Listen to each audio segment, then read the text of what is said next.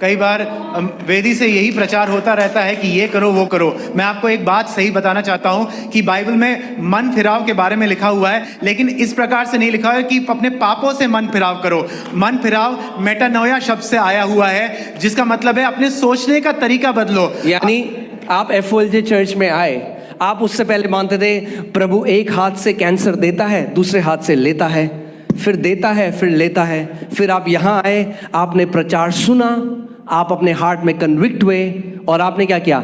आपने एक यूटर्न, मन फिर आपने कहा नहीं, परमेश्वर कोई बीमारी नहीं देता। आपने रिपेंट किया। ये है repentance. You repented when you heard the word of God. You heard this, that God gives cancer and then God takes away cancer. God gives cancer and God takes away cancer. But you came to the church, you heard this, that God only takes away our sicknesses, our cancers. That's when repentance happened. उस समय मन फिरा हुआ, परमेश्वर बस बीमारी ले चुका है और वो हमें चंगाई देता है। Are you with me? इसका मतलब जो भी प्रचार आपका सोच नहीं बदलता, वो प्रचार पावरफुल प्रचार नहीं है। Amen. The word of God has to impact your thinking. Repentance केवल ये नहीं है प्रभु जी माफ कर दे।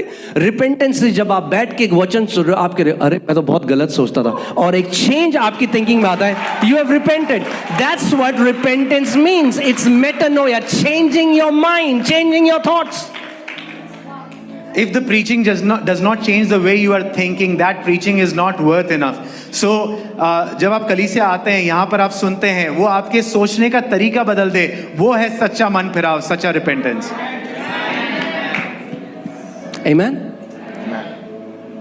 What is Jesus saying? He's like, repent, for the kingdom of God is at hand. यीशु ने ये बोला, मन फिराओ क्योंकि परमेश्वर का राज्य निकट है।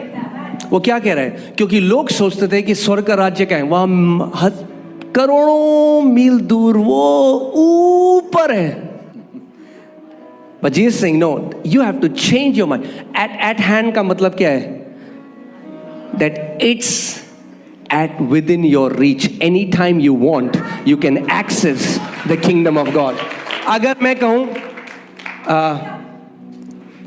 अगर मैं फॉर एग्जाम्पल किसी को बोलूँ, अपने दोस्त को बोलूँ कि भाई ये फ़ोन दे दे मेरे को, वो कहेगा यार तेरे हाथ के पास तो है, ले ले। जो आपके हाथ के पास है आप ले सकते हो कभी भी। That's what Jesus is saying. The kingdom of God is at your hand.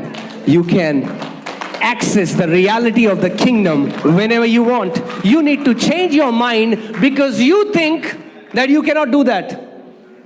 यीशु ने ये समझाया कि परमेश्वर का राज्य इतना निकट है, जैसे मान लो यहाँ हाथ बढ़ाकर ये फ़ोन उठा लेना। क्योंकि लोग इस प्रकार से सोचते थे कि स्वर्ग का राज्य जो है, it was trillions and trillions of light years away, but that's not the truth. Jesus said मन फिराओ, अपना सोच बदलो, क्योंकि परमेश्वर का राज्य आप बस हाथ बढ़ा के ले सकते हैं। Are you ready? I'm about to tell you something which will blow your mind. Are you ready? ध्यान से सुनिए। A believer who said, oh God, I'm sorry, प्रभु माफ कर दो, प्रभु मैं पापी हूँ, but does not change the way he thinks, he has not repented. ऐसा विश्वासी जो कहता रहता है O Lord I am sorry, O Lord I am sorry, वो ये जो कहता रहता है, उसने सच में मन फिराव नहीं किया अब तक। I'll give you an example from the Bible. मैं आपको बाइबल से उदाहरण दूंगा। There are two words, metanoia and penance. Penance. दो शब्द हैं, मेटानोया और पेनेंस। मेटानोया रिपेंटेंस का मतलब पेनेंस नहीं है। रिपेंटेंस का मतलब है मेटानोया, यानी माइंड, अपना मन, अपने विचारों को बदलना। जो रिपेंटेंस या मन फिराव शब्द है, वो सच में है मेटानोया, यानी हमारा दृष्टिकोण, हमारा नजरिया बदलना, हमारा सोचने का तरीका बदलना। और पेनेंस जो है, जो पेनेंस शब्द है, वो है पश्चाताप करना। दैट मीन्स हाय हाय करना या पश्चाताप करना। हम लोगों को लगता है रिपेंटेंस का मतलब है पश्चाताप करना। Many of us think that repentance means पश्चाताप। Now hear this. Penance. Do you know that Judas cried when he betrayed Jesus? क्या आप जानते How many हो? people know that? Have you read that in the Bible? Not only he cried, उसने वो 20 चांदी के सिक्के वापस फेंक दिए उनको, उसने कहा मुझे नहीं चाहिए। Do you know that यहूदा इस्करियोती वो रोया जब उसने यीशु को धोखा दिया और उसने जो उसको चांदी के सिक्के मिले थे वो फेंक दिए थे। But didn't change the way he thought. That's why he लेकिन- committed suicide. लेकिन उसने सच में रिपेंट नहीं किया या अपना नजरिया नहीं बदला और You know उसने why? खुदकुशी कर ली। Because उसे लगा कि उसके पाप का अब कोई माफी नहीं है. The reason he did not He was with Jesus, but yet it did not affect the way he thought. वो Now Yeshu- look at the thief on the cross. जो चोर यीशु मसीह है. Do you read that he said, Jesus, I am a sinner, Lord Jesus. I confess all my sins. जो Does the चोर Bible क्रूस say पर that? था, क्या उसने ऐसे रोकर कहा कि यीशु मैं तो चोर हूं, मैं अपने सारे पाप का अंगीकार करता हूं? Did he say that? No. You know what he did? उस चोर ने क्या कहा? He said, Lord, he changed the way he thought. वो समझ गया ये बंदा जो मेरे बगल में है ये आम आदमी नहीं है, एक राजा है. उसने कहा प्रभु आज जब तू अपने राज्य में प्रवेश करे तो मुझे मत भूलना. यीशु ने कहा आज की रात तू मेरे साथ स्वर्ग में होगा. Because he repented. जो चोर था, जो यीशु के साथ क्रूस पर टंगा हुआ था, उसने कहा, उसने मन फिराव किया और उसने पहचान लिया कि ये आम आदमी नहीं है, एक राजा है. उसने कहा when you enter the kingdom of heaven do not forget me, and Yeshu said it shall be done according to your faith.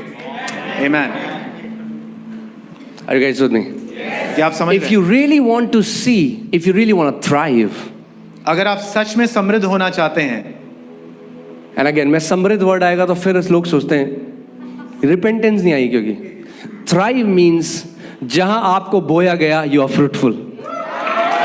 In your office you are fruitful. As a father, you are fruitful. As a mother, you are fruitful. As a student, you are fruitful. As a business owner, you are fruitful. Anything that you do, you are fruitful.